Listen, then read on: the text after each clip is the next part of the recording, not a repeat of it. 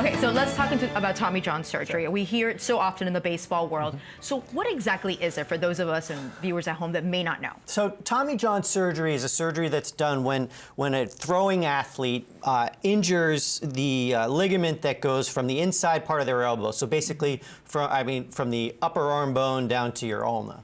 Okay, and pain-wise level? Can you tell immediately that this happened? Yeah, a lot of times players will feel like a pop when it happens, although sometimes it kind of is dragged out over time. There's other injuries that are kind of associated with it, but most of the time what happens is they're out there, they're either throwing a bullpen or they're in a game, and they'll feel something kind of snap or something twinge inside there, and it's something that keeps them from continuing on. Okay, but let's talk about the name, Tommy John. Talk to us who he was and why this surgery was named after him. So Tommy John was a very interesting guy. He was a very successful major league pitcher.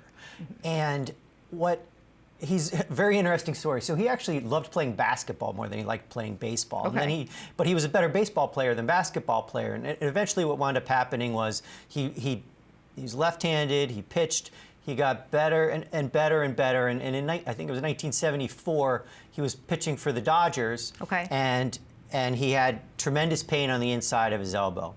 He had had a number of injections over the course of many years. If you look at his x-rays, actually very impressive with the amount of bone that had formed in there.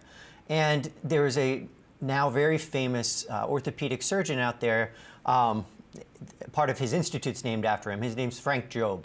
And he had been thinking about a surgery that could be done to repair that ligament, because for a long time, doctors didn't even really recognize that as a possible injury for baseball players. Really? Yeah, it's kind of funny. So if you read like old orthopedic literature, it doesn't even shows us up as something that's really, really rare.